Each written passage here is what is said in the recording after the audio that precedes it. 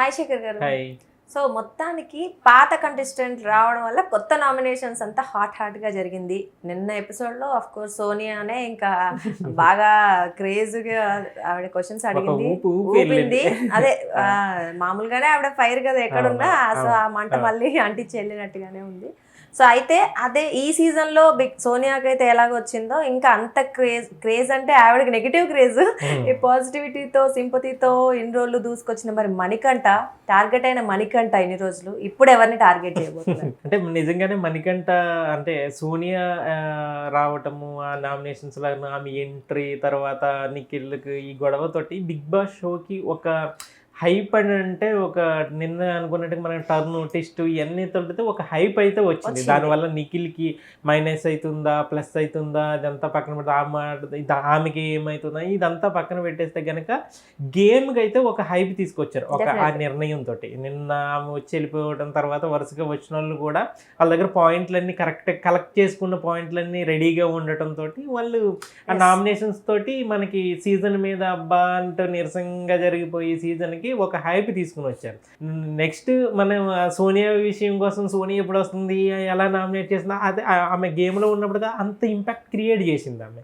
So తర్వాత చూస్తే కనుక ఆ స్థాయిలో మన అందరం అవి ఉంటే బాగుండు అంతే. ఆమె అయితే ఎలాగైతే ప్రతి ఫ్రేమ్లోని కనిపించేదో మణికంఠ కూడా అలాగే కనిపించేది. చుట్టేది గేమ్ ప్రతి దాంట్లోని కూడా ఆ గేమ్ వాళ్ళ చుట్టూనే తిరిగేది. వీకెండ్లో కూడా నాగార్జున వచ్చి మాట్లాడేది కూడా వీళ్ళ చుట్టూనే ఉండేది, ఎక్కువ మణికంఠ చుట్టూ ఉండేది. కానీ అయితే ఇక్కడ మనకి సేమ్ మణికంఠ కోసం వస్తారు, ఎవరిని నామినేట్ చేస్తారు, ఏం మాట్లాడతాడు అనే దానికి కూడా చాలా ఇంట్రెస్టింగ్గానే చూశారు. రావటం అతను నిఖిల్ని నామినేట్ చేస్తాడు, అలాగే నిఖిల్తో పాటుగా నబీల్ నామినేట్ చేయటం అయితే నిన్న ఇప్పుడు లైవ్ ఎపిసోడ్లో చూస్తే కనుక మనకి ఈ రోజు ఎపిసోడ్లో మనకి చూపిస్తున్నారు అతనికి సంబంధించి. అయితే లైవ్ ఎపిసోడ్లో చాలాసేపు అతను డిస్కషన్స్ నడిచింది నిఖిల్కి సంబంధించి. అయితే నిన్నటికి ఈ రోజుకి మనకి తేడా చూస్తే కనుక నిన్న సోనియా వచ్చి నిఖిల్ని నామినేట్ చేయడం, ఆమె పాయింట్లు చెప్పినప్పుడు తనకి ఎంత వీలవుతుందో అంటే ప్రతి పాయింట్ని అని అంటే ఇతను ఒక మాస్క్ వేసుకుని అతను ఒక ముసుగు వేసుకుని ఆడుతున్నాడు అని చెప్పే ప్రయత్నం అయితే, నెక్స్ట్ యష్మిని ఎమోషనల్గా వాడుకుంటున్నాడు ఇలాగా అది చెప్పే ప్రయత్నం అయితే అంటే పర్సనల్గా కూడా అది వెళ్ళిపోయింది. అది అతన్నైతే తను ఏ మోటివ్తో వచ్చిందో తనని ఇలా నిలబెట్టాలి కడగాలి అన్న ఉద్దేశంతో వచ్చినట్టుగా కనబడుతుంది. అక్కడ ఆమె సక్సెస్ అయింది ఆ విషయంలో. సో అది సక్సెస్ అయ్యింది ఆమె వరకు. దాని ఇంపాక్ట్ ఎలా ఉంటుంది, ఆడియన్స్ ఎలా రిసీవ్ తీసుకుంటారు అన్నది ఓటింగ్ ద్వారా మనకి తేలుతుంది. ఈ ఎటు ఇచ్చి నిన్న మొత్తం ఆ సినారియో దాంట్లో ఆ మొత్తం కూడా ఒక గేమ్ అయితే ఒక చేంజ్ అయితే కనపడింది. నెక్స్ట్ మణికంఠకు సంబంధించి కనుక మనం చూస్తే కనుక మణికంఠ వచ్చి నామినేషన్లో కూడా నిఖిల్నే అదే టార్గెట్ అంటే అతని పాయింట్లు అయితే వన్ బై వన్ చెప్పుకుంటూ వచ్చాడు. నిన్నటికి ఈ రోజుకి కంపారిజన్ ఏంటంటే సోనియా తన గురించి మాట్లాడినప్పుడు తనకి ఎంత వీలైతే ఉందో ఎంతవరకు మాట్లాడగలడో ఎంతవరకు డిఫెండ్ చేయగలడో నిఖిల్ చేయగలిగాడు అక్కడ వరకు. అంటే మరీ తను నిలబడిపోయి నువ్వు అన్నదే ఓకే అన్నట్టుగా కాకుండా సరే ఆ విషయంలో కొన్ని వాళ్ళందరూ కూడా చెప్పండి నువ్వు ఇలా మాట అన్నావు కదా, కొన్ని విషయంలో సరేలే జనాలు చూసుకుంటారులే అన్నట్లుగానే ఉండిపోయాడు. లాస్ట్కి వచ్చినప్పటికీ అతను ఏంటంటే నీకు కాదు బ్యాడ్ అయ్యింది నేను బ్యాడ్ అయ్యాను అనేది ఒప్పుకున్నాడు. సో ఆమె ఇతనికి బ్యాడ్ అవ్వటం వరకు కనుక చూస్తే కనుక ఇతనికి నిన్న అక్కడ దాంట్లో వాళ్ళు ఏదైతే నిఖిల్ని మనం అతను ముసుగు తొలగించాలి ముసుగు వేసుకుని ఆడుతున్నాడు అని చెప్పే ప్రయత్నం ఏదైతే చేశారో అందులో సక్సెస్ ఎలాగైతే అయ్యారు. కానీ ఇక్కడ మణికంఠ విషయం మనకి లైవ్ ఎపిసోడ్లో చూస్తే చాలాసేపు డిస్కషన్ జరిగింది. మణికంఠ విషయంలో అతను మాట్లాడుతున్నంతసేపు కూడా నిఖిల్ అలా వింటూ అలా ఉండిపోయినట్టుగానే మనకి కనిపించింది. అతనికి ఏం చెప్పినా కూడా రిసీవింగ్ మోడ్లోనే ఉన్నాడు, డిఫెండ్ చేసుకోవడానికి కానీ అటాకింగ్ కానీ వెళ్ళేటట్టుగా ఏం కనిపించలేదు. సో నిన్న ఆ సోనియాకి సంబంధించిన ఆ నామినేషన్ ప్రభావం ఈ రోజు ఇతని నామినేషన్స్ లో అతను సైలెంట్ గా ఉండటం అతనికైతే ఒక 10 సార్లు నువ్వు చేశావు అని చెప్పేసి అనటం ఇదంతా కొన్ని విషయాలు ఇతని మిస్టేక్ కూడా ఉండటం వల్ల అతను కొంచెం లోలో ఉన్నాడు అనేది తెలిసింది. తెలిసింది. కానీ ఈ రోజు మణికంఠ విషయంలోని కూడా అతను మాట్లాడిన ప్రతి నిన్న ఏ విధంగా అయితే ఆమె ఊపి బుదిలేసి వెళ్ళిపోయిందో ఈ రోజు అయితే మణికంఠ అయితే బండకేసి ఉతికినట్టుగానే అలాగే ఉంది. ఇంకా చెప్పాలని అంటే నిన్న కొన్ని ఆమె చెప్పి పాయింట్లో ఇవేంటి ఇలాగా అన్నెసెసరీ ఉన్నది వచ్చినాయి అవన్నీ కొన్ని పర్సనల్ గా కూడా అవసరానికి మించి మాట్లాడింది అన్నట్టుగానే అనిపించింది. టార్గెట్ చేయాలి, ఆ టార్గెట్ ఎంత దూరమైనా దూరాలి వెళ్ళాలి దృష్టిలో బ్యాడ్ చేయాలి, అది అవసరానికి మించి చేసినట్టుగానే అనిపించింది. కానీ ఈ రోజు గనక మనకు చూస్తే గనక మణికంఠ విషయంలోని ప్రతి పాయింట్ కూడా ఇతని నుంచి ఏదన్నా తిరిగి సమాధానం వచ్చినప్పుడు కూడా అతని దగ్గర కౌంటర్ రెడీగా ఉండదు. ఫస్ట్ అంటే అతను రావడం ఎలా జరిగింది అంటే రాగానే హౌస్లోకి రాగానే బిగ్ బాస్ అంటే గట్టిగా అరవటం మణికంఠని చూసిన తర్వాత హౌస్లో సోనియాని చూస్తే ఎంత రియాక్షన్ అయితే వచ్చిందో ఇక్కడ మణికంఠని చూసినప్పుడు కూడా సేమ్ అంతే రియాక్షన్స్ వచ్చినాయి. ఇక్కడ కనుక మనం చూస్తే కనుక మనకి హౌస్లో ఉన్న వాళ్ళు కన్నడ తెలుగు బ్యాచెస్ కింద ఎలాగా ఉన్నాయి ఇప్పుడు హౌస్లో. ఇక్కడ చూస్తే మణికంఠ రాగానే ఈ తెలుగు బ్యాచ్లో ఉన్న 5 ముందుకు వెళ్ళారు. ఫస్ట్ వెళ్ళి వాళ్ళ గౌతమ్తో సహా అతన్ని హగ్ చేసుకోవటము, దాన్ని రిసీవ్ చేసుకోవటము, ఇదంతా అయిన తర్వాత నెక్స్ట్ మళ్ళా వీళ్ళంతా మొదటి నుంచి వెళ్ళారు. నిఖిల్ గట్టిగా హగ్ చేసుకున్నాడు. అయితే అతను హగ్ చేసుకున్న తర్వాత చాలాసేపు అలాగ అయిన తర్వాత దాని నుంచి ఇలా విడిపించుకుని వెళ్ళి నబీల్ని గట్టిగా హగ్ చేసుకున్నాడు. ఎందుకంటే ఇతను ఎలిమినేట్ అయిపోయేటప్పటికి నబీల్తో మంచి ఫ్రెండ్షిప్ బాండింగ్ ఉంది కాబట్టి అతన్ని హగ్ చేసుకున్నాడు. నామినేషన్ ఎందుకు చేశాడని, మరి అలాంటి నామినేషన్ ఎందుకు చేశాడంటే దానికి ఒక పాయింట్ చెప్పాడు తను. అయితే నబీల్ని అందరినీ పెట్టాడు. అయితే అందరినీ ఈ లోపల విష్ణుప్రియ వచ్చింది. విష్ణుప్రియ చాలాసేపు గట్టిగా హగ్ చేసుకున్నది, హగ్ చేసుకుని ఏడ్చింది, ఇవన్నీ మనకు కనిపించినాయి. అయితే అందరినీ హగ్ చేసుకున్నాడు, తన పూర్వ వైభవాన్ని అందుకుంటూ అందరినీ హగ్ చేసుకున్నాడు. ఇంకా ప్రేరణ అయితే అక్కడ గమనించాల్సింది ప్రేరణ యష్మి దగ్గరికి వెళ్ళి మాత్రం జస్ట్ షేక్ హ్యాండ్ ఇచ్చాడు. ఓకే, జస్ట్ షేక్ హ్యాండ్ ఇచ్చాడు, అది గమనించింది. అంటే హాయ్ అంట అని అంటుంది యష్మి. అంటే అందరికి హగ్ ఇచ్చాడు, మాకు మాత్రం చేతులు ఇచ్చాడు, ఇదేదో తేడా కొట్టే అలాగే ఉంది, శత్రువులు కదా అని అన్నది. అయితే ఇక్కడ మనం గమనించాల్సిన విషయం ఏంటంటే ఎంత ఇతన్ని హౌస్ లో నుంచి వెళ్ళిపోవడానికి లేదంటే అతను ఎమోషనల్ గా అంత కుంగిపోవటానికి ప్రధాన కారణం ఎవరు అని అంటే యష్మినే. కానీ ఆ యష్మికి మీద ఉన్న కోపాన్ని తను నామినేషన్ చేసి ఆమెను బయటికి పంపించేయాలని చెప్పేసి అని అనుకోలేదు. ఎవరైతే తన ఫ్రెండ్ అని అనుకున్నాడో నబీల్ నామినేట్ చేశాడు. నామినేట్ చేయడానికి కూడా అతను దాన్ని నామినేషన్ అనే కంటే కూడా మోటివేషన్ అనేట్టుగానే అనిపించింది అది నబీల్ విషయంలోకి వచ్చి. నెక్స్ట్ ఇక్కడికి వచ్చేసిన తర్వాత ఫస్ట్ నిఖిల్ నిలబెట్టి నా నామినేషన్ నిఖిల్ నా ఫస్ట్ పాయింట్ ఏందని అంటే నేను వెళ్ళిపోయి ముందు వారాల్లో నేను నామినేట్ చేసినప్పుడు నీ గ్రాఫ్ స్టార్టింగ్లో ఎలా ఉన్నదో అలా లేదు, తగ్గిపోతుంది అని అన్నప్పుడు గ్రాఫ్ గురించి చెప్పినప్పుడు నువ్వు గ్రాఫ్ చూసావా, నీ దగ్గర ఏమైనా ఉందా నా గ్రాఫ్ చూడటానికి అని చెప్పేసి అని అన్న గుర్తుందా నీకు, ఆ గ్రాఫ్ చూసొచ్చి మాట్లాడుతున్నా, నీ గ్రాఫ్ ఏ విధంగా అది వరుసగా చెప్తున్నా విను అని చెప్పేసి ఫస్ట్ పంచ్ అయితే వేసాడు గట్టిగానే.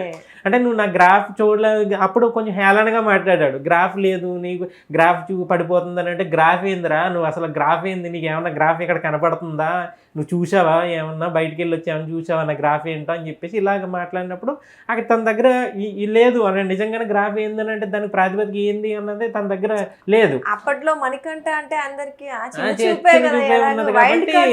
ఇప్పుడు నువ్వు చూడలేదు గ్రాఫ్ పడిపోయిందని అంటే గ్రాఫ్ నువ్వు చూసావా అని అన్నావు కాబట్టి ఇప్పుడు నేను చూసి వచ్చా అని అన్నప్పుడు దెబ్బకి సైలెంట్ అయిపోయాడు అక్కడ నీకెళ్ళి. నెక్స్ట్ అతను వచ్చిన దగ్గర నుంచి కూడా అసలు ఒక్కొక్క పాయింట్ చెప్పి విధానంలో ఏదైతే ఫస్ట్ సోనియా వెళ్ళి చెప్పిన పాయింట్ ఏదైతే తన ముసుగు వేసుకుని ఆడుతున్నాడు, నమ్మించి మోసం చేస్తున్నాడు. ఈయన చెప్పిన ప్రధానమైన పాయింట్లో చూస్తే కనుక మనకి ఇక్కడ నువ్వు మాస్క్ వేసుకుని ఆడుతున్నావు, కనీసం ఇప్పుడైనా తీయి అని చెప్పేసి సోనీ ఏదైతే చెప్పిందో అదే పాయింట్ని కొన్ని ఉదాహరణ నుంచి చెప్పాడు. అయితే ఇక్కడ రియల్ పర్సన్స్ ఎవరైతే ఉన్నారో వాళ్ళే విన్నర్ కావాలి నిఖిల్, కనీసం ఇప్పుడు నుంచైనా నువ్వు రియల్ పర్సన్గా ఉండటానికి ప్రయత్నించు అనే మాట పదే చేశాను. అంటే నువ్వు రియల్ పర్సన్వి కాదు, రియల్ పర్సన్వి అని నువ్వు అనుకుంటున్నావని అంతే. నువ్వు అనుకున్న దాంట్లోని కూడా అతను ఇంకొకటి, నువ్వు అసలు హౌస్లోకి కనెక్షన్స్ పెట్టుకోవడానికి వచ్చావా, నువ్వు గేమ్ ఆడటానికి వచ్చావా, విన్నర్ అవ్వడానికి వచ్చావా?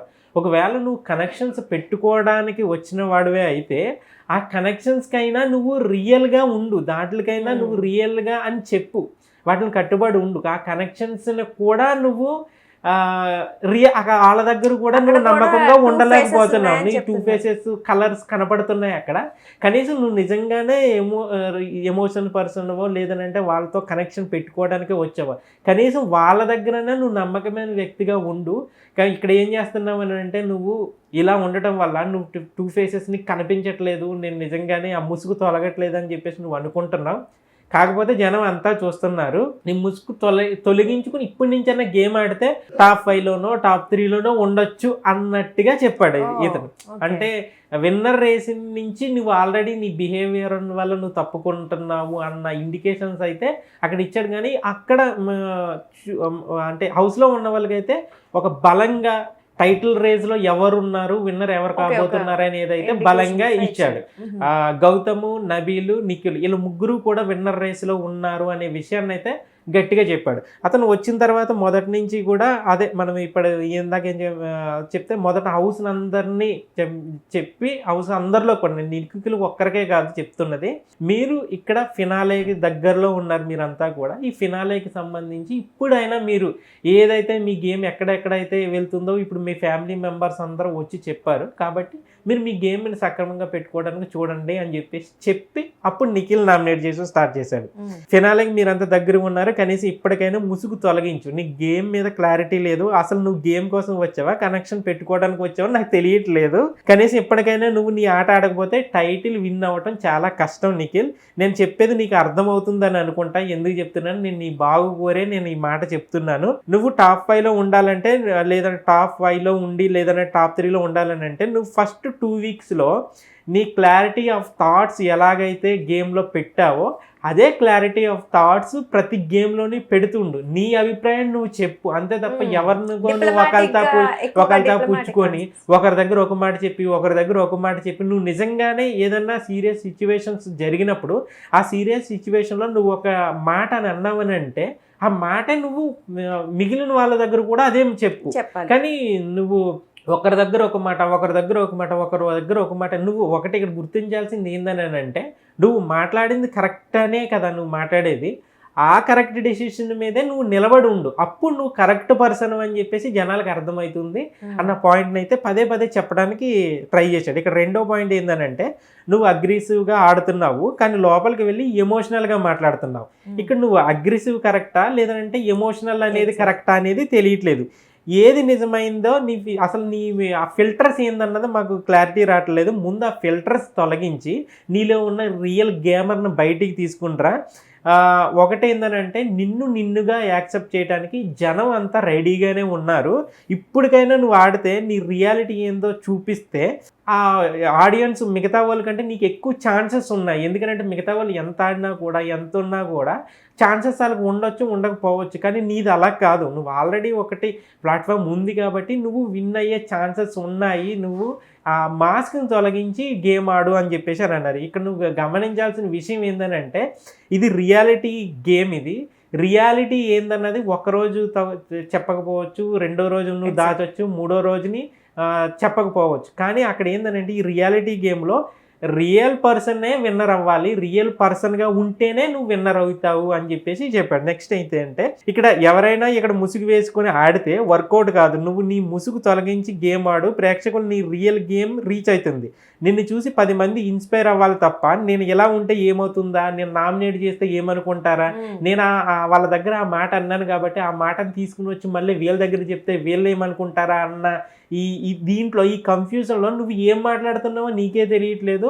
దానివల్ల ఏమవుతున్నావు అంటే చివరికి నువ్వే బ్యాడ్ అవుతున్నావు అనే విషయాన్ని అయితే చెప్పాడు. అసలు ఇంకోటి ఏంటంటే నేను నీతో ట్రావెల్ చేశా, నీ వ్యక్తిత్వం ఏందో నాకు తెలుసు, నువ్వు ఎలా మాట్లాడగలవో ఎలా ఆడగలవో నీ స్ట్రెంగ్త్ ఏందో నాకు తెలుసు, బయట ఉన్న వాళ్ళకి కూడా నీకు మీద అదే అభిప్రాయం ఉంది. కానీ నువ్వు ఎప్పుడైతే ఈ ముసుగు తొలగించుకోకుండా ఒకరి దాట ఒక మాట ఒకరి వద్ద ఒక మాట ఈ కనెక్షన్స్ పెట్టుకుని ఆ కనెక్షన్స్ వల్ల నువ్వు వాళ్ళు ఏమైనా చేస్తే వాళ్ళు ఏమని అనుకుంటారో లేదంటే వీళ్ళు ఏమంటే ఏమన్నా అనుకుంటారో అని చెప్పేసి నీ గేమ్ నువ్వే డౌన్ చేసుకుంటున్నావు అనే విషయాన్ని అయితే గట్టిగా చెప్పాడు. ఇంకోటి ఏంటంటే నా విషయంలో కూడా నేను హౌస్లో ఉన్నప్పుడు కూడా నువ్వు గేమ్ ఒక్కొక్కరి దగ్గర ఎలా మాట్లాడావో అది వెళ్ళి నేను బయట చూశాను. మణికంఠను నామినేట్ చేయాలి, వాడిని ప్రతి గేమ్లోనూ ఉండాలని చెప్పేసి ఫస్ట్ 2-3 వారాల్లోనే చెప్పావు. వాడికి అసలు గేమే కన్ఫ్యూజ్ అవ్వట్లేదు అని చెప్పేసి చెప్పావు.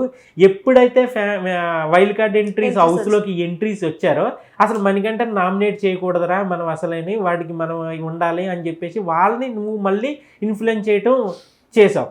అంటే నువ్వు నా దృష్టిలో నువ్వు అసలు రియల్ గేమర్ అని అంటే మణికంఠను నామినేట్ చేయండి అని చెప్పేసి అని అన్నా చూసావా, అది నువ్వు రియల్ గేమర్వి. ఆ ఆట నాకు కావాలని అనుకుంటున్నాను. ఎందుకనంటే నేను నీకు నచ్చలేదు రాబాయ్, అందుకని నన్ను నామినేట్ చేసి చెప్పేశావు. నువ్వు డైరెక్ట్గానే నువ్వు నాకు నచ్చలేదు అని చెప్పేసి చెప్పేశావు. కానీ ఎవరో వచ్చి వాళ్ళు ఏదో చూసి వాళ్ళు ఏదో చెప్పినప్పుడు నువ్వు మళ్ళా మణికంఠను అసలు నామినేట్ చేయొద్దు అని చెప్పేసి చెప్పావు చూసావా, అది అసలు నీ రియల్ గేమ్ కాదు. అక్కడే నీ గేమ్ ట్రాక్ తప్పడం స్టార్ట్ అయ్యింది అని చెప్పేసి చెప్పాడు.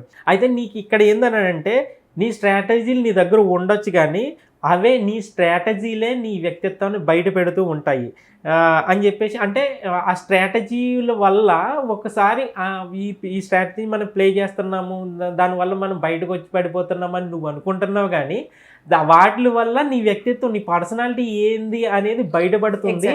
అసలు నీ రియల్ పర్సనాలిటీకి అది ఎఫెక్ట్ అవుతుంది అని చెప్పేసి అని అన్నాడు.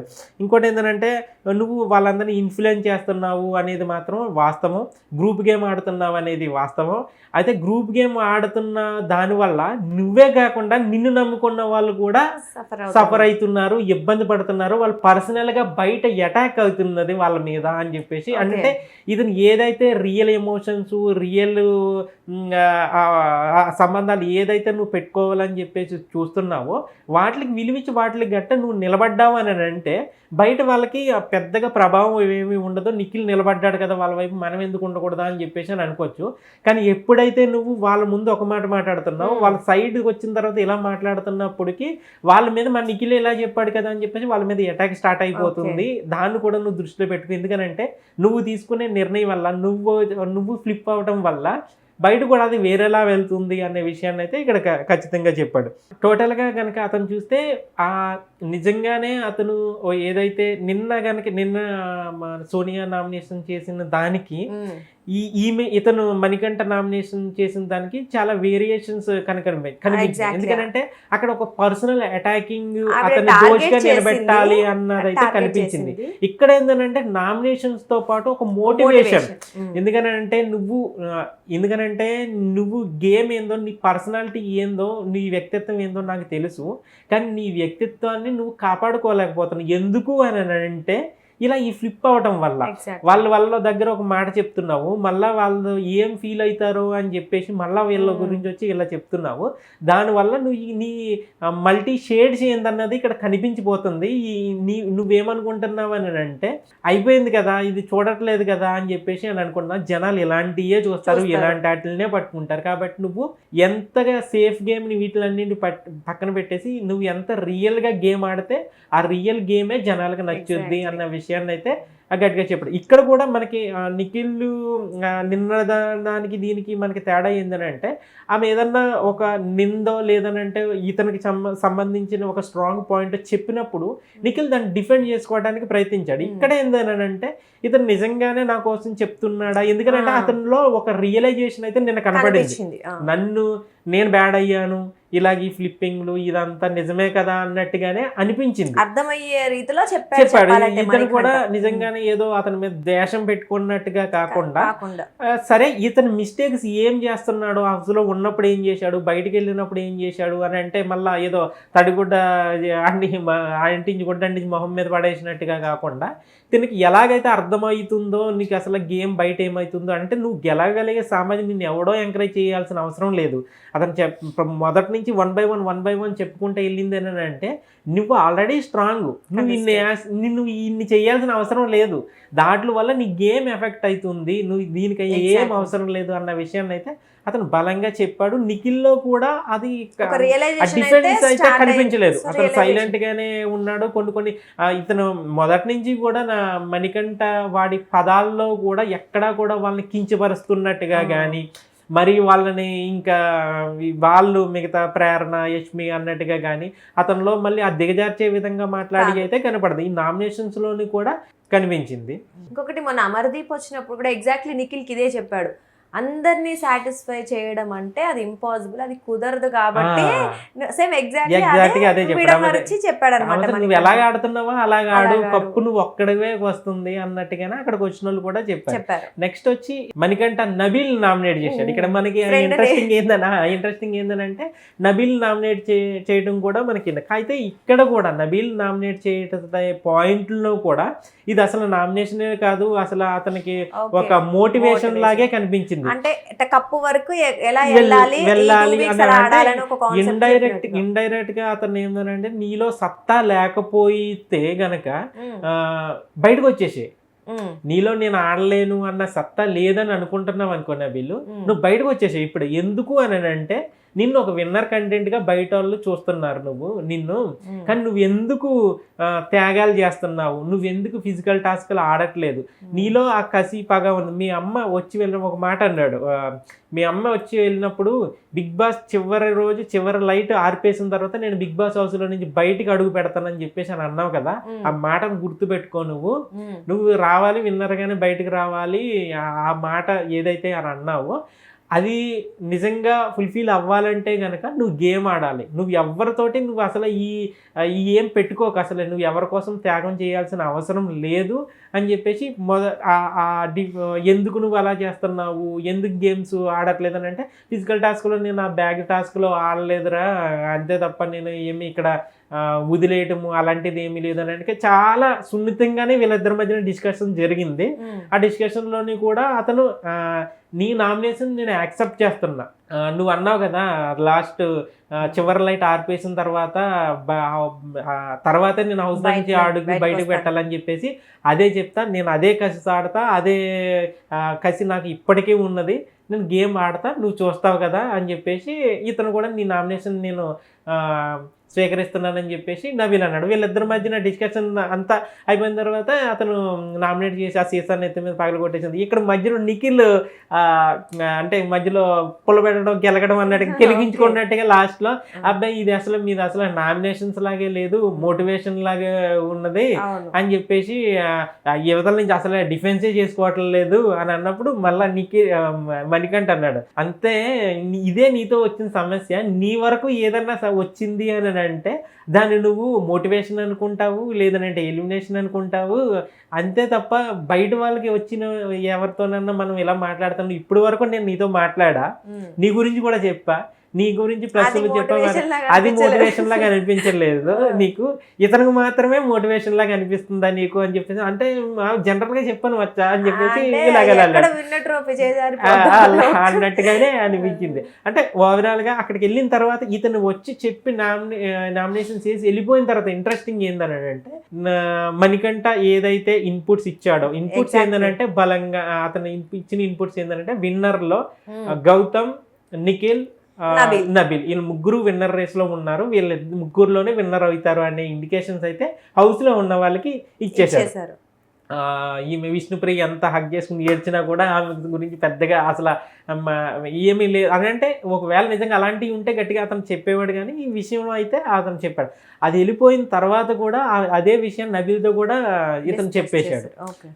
నిఖిల్ అన్నాడు మన ముగ్గురమే విన్నర్ అవుతామంటే ఎవరో ఒకరమా అనేది చెప్పాడు అన్నట్టుగా చెప్పాడురా, మన ముగ్గురమే విన్నర్ అనేది చెప్పాడని చెప్పేసి అతను కూడా ఓపెన్ అయ్యాడు. సో ఇక్కడ జరిగిన దాంట్లో కనుక మనకి నిన్న జరిగిన నామినేషన్స్కి ఈ రోజు మనకి చూపించబోయే నామినేషన్స్లో చూస్తే కనుక మణికంఠ నామినేషన్స్ సంబంధించి నిఖిల్ని ఏదైతే ఒక ఫ్లో కంటిన్యూ అవుతూ వస్తుందో, అతన్ని ఒక ఆ ముసుగు వేసుకుని ఆడుతున్నాడు అని అది ఏదైతే బలంగా వెళ్తుందో అదే కంటిన్యూ అయ్యింది ఈరోజు మణికంఠ నామినేషన్ ద్వారా కూడా కంటిన్యూ అయ్యింది. అయితే చెప్పే విధానం ఉంటుంది అని చెప్పేసి అంటే ఆ విధానంలో ఆమె అంటే విధానపరమైన నామినేషన్ దాంట్లో ఆమె ఫెయిల్ అయితే ఇక్కడ మనకి మణికంఠ పాస్ అయినట్టు ఉన్నారు. దీనివల్ల మరి నిఖిల్కి మైనస్ అయిపోతుంది, మణికంఠ వచ్చేసి ఏదో చేశాడు అన్నట్టుగా కాకుండా అతను ఏదైతే ఎక్కడైతే తప్పు చేస్తున్నాడు అంటే ఫ్యామిలీ వీక్ లో కూడా ఈ పాయింట్లు అతని గురించి చెప్పలేకపోయారు చాలా మంది. Exactly. ఇది యష్మికి సంబంధించిన విషయంలో కూడా అందరికి అనిపించింది.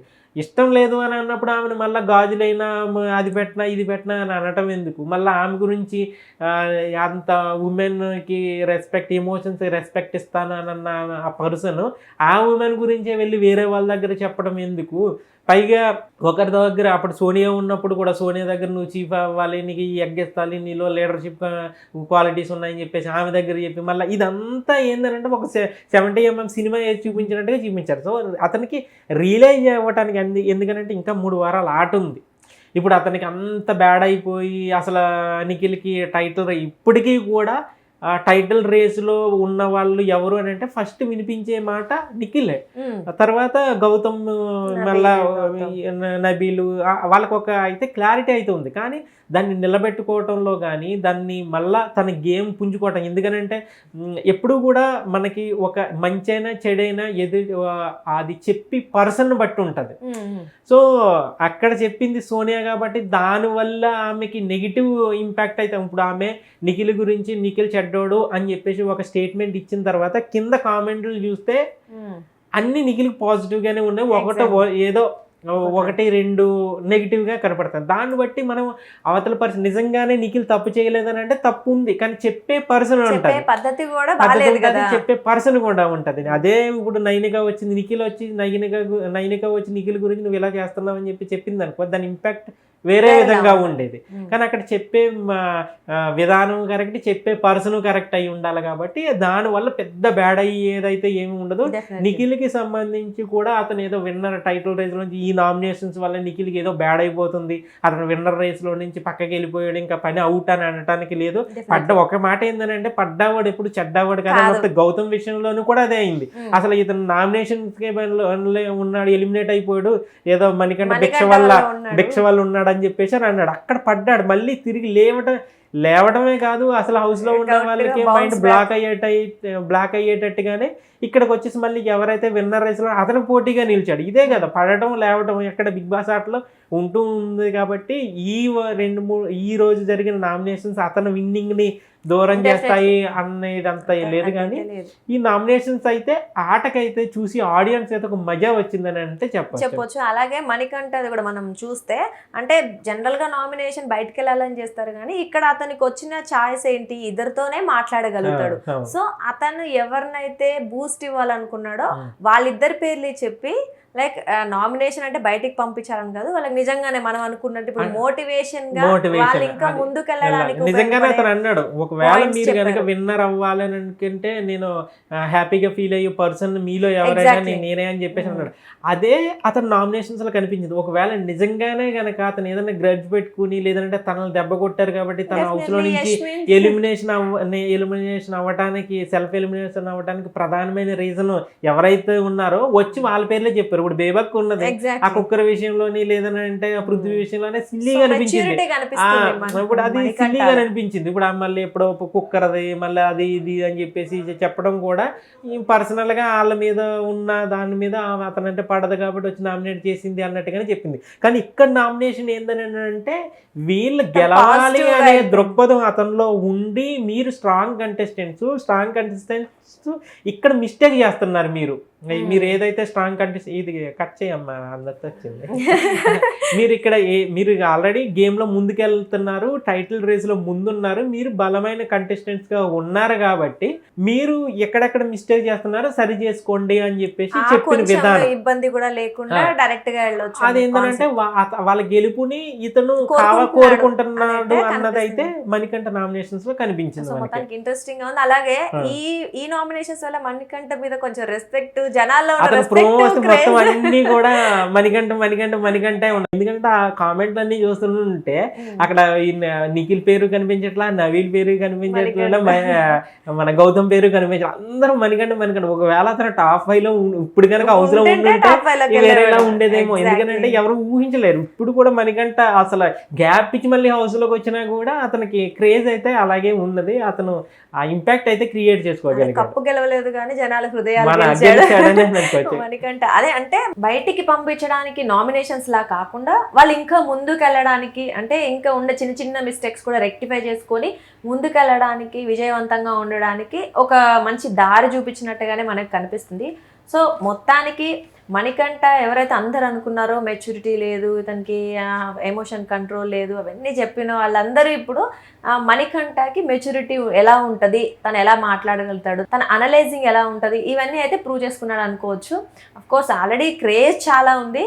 సో మొత్తానికి ఆ క్రేజ్ని అంటే అతను మణికంఠ జనాల దృష్టిలో ఇంకొక మెట్టు ఎక్కువ ఎదిగాడనే మనం చెప్పుకోవచ్చు. మొత్తానికి కప్పు గెలవలేకపోయినా మణికంఠ అయితే జనాల హృదయాలు గెలుచుకున్నారు. మరి చూద్దాం అతను ఇచ్చిన ఇన్పుట్స్ అన్నీ తీసుకొని మరి వీళ్ళిద్దరూ ఇంకెలా ముందుకెళ్తారనేది మనకి నెక్స్ట్ వీక్లో తెలిసిపోతుంది. కాబట్టి wait and see. Thank you.